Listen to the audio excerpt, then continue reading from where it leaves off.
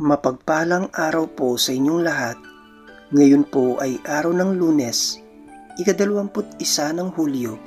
Pakinggan po natin ngayon ang mabuting balita ng Panginoon.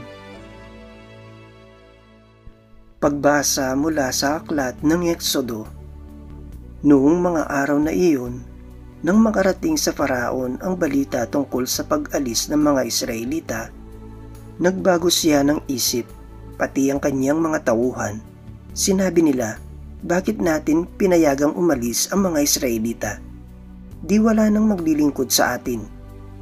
Ipinahanda ng Faraon ang kanyang mga karwaheng pandigma at kanyang mga kawal.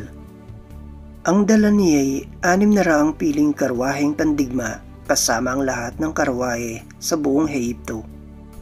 Bawat isa'y may sakay na punong kawal. Ang Faraon ay pinagmatigas ng Panginoon at hinabol niya ang mga Israelita na nooy naglalakbay na sa pamamatnubay niya. Hinabol nga ng mga Ehipsyo, ng mga kawal ng Faraon, sakay ng kanilang karwahe. Inabot nila ang mga Israelita sa tabing dagat malapit sa Pihahirot sa tapat ng Baal-Zephon.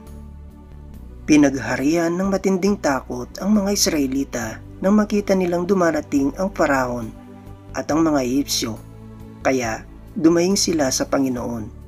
Sinabi nila kay Moises, wala na bang mapaglilibingan sa amin sa Ehipto, kaya mo kami dinala sa ilang para dito mamatay?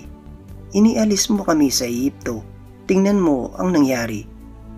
Hindi ba't bago tayo umalis ay sinabi na namin sa iyo na ganito ang aming sasapitin? Sinabi na namin sa iyo na huwag kaming pakialaman at pabayaan na kaming manatiling alipin ng mga Ehipsyo, sapagkat ibig pa namin ang manatiling alipin kaysa mamatay dito sa ilang. Sumagot si Moises, lakasan ninyo ang inyong loob, huwag kayong matakot. Tingnan na lang ninyo kung paano kayo ililigtas ng Panginoon. Hindi na ninyo makikita uli ang mga Ehipsyong iyan. Ipagtatanggol kayo ng Panginoon, wala kayong gagawing anuman.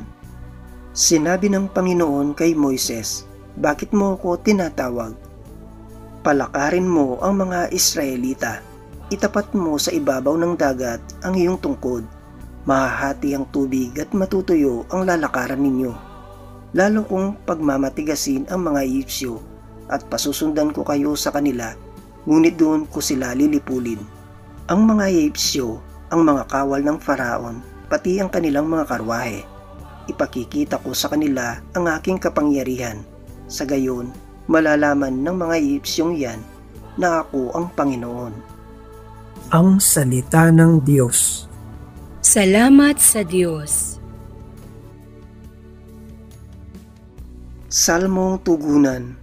Poon ay ating awitan sa kinamtan niyang tagumpay.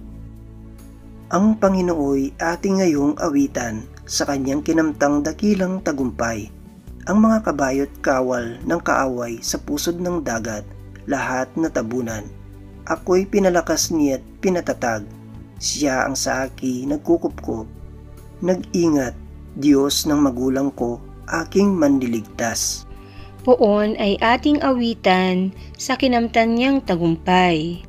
Siya'y mandirigma na walang kapantay. Panginooy kanyang pangalan, nang ang mga kawal ng Faraon sa dagat ng mga tambo ay nangagsilusong. Ang lahat ng ito ay kanyang nilunod. Pati na sa sakyay kanyang pinalubog. Poon ay ating awitan sa kinamtan niyang tagumpay. Sila'y natabunan ng alon sa dagat, tulad nila'y batong lumubog kaagad. Ang mga bisig mo ay walang katulad, wala ngang katulad, walang kasing lakas. Sa isang hampas mo, kaaway nangalat, nangadurog man din sa iyong mga palad. Poon ay ating awitan sa kinamtan niyang tagumpay. Aleluya, aleluya, dinggin ninyong lahat ngayon ang tinig ng Panginoon sa loob na mahinahon. Aleluya, aleluya. Ang mabuting balita ng Panginoon ayon kay San Mateo. Noong panahong iyon, sinabi ng ilang eskriba at pariseyo kay Jesus, "Guro, maaari po bang pagpakitaan ninyo kami ng tanda mula sa langit?" Sumagot si Jesus, "Lahing masama at di tapat sa Diyos. Naghahanap kayo ng tanda, ngunit walang ipakikita sa inyo maliban sa palatandaang inilalarawan ng nangyari kay Propeta Jonas. Kung paanong si Jonas ay 3 araw at 3 gabing nasa tiyan ng dambuhalang isda, gayon din ang Anak ng Tao ay 3 araw at 3 gabing sasailalim ng lupa. Sa araw ng paghukom, titindig ang mga taga-Ninibe laban sa laying ito, at ito'y hatulan ng kaparusahan, sapagkat nagsisi sila dahil sa pangangaral ni Jonas. Ngunit higit na di hamak kay Jonas ang naririto. Sa araw na yaon, titindig ang reyna ng timog laban sa laying ito, at ito'y hatulan ng kaparusahan, sapagkat nanggaling siya sa dulo ng daigdig upang pakinggan ang karunungan ni Solomon. Ngunit higit na di hamak kay Solomon ang naririto." Ang mabuting balita ng Panginoon. Pinupuri ka namin, Panginoong Hesukristo.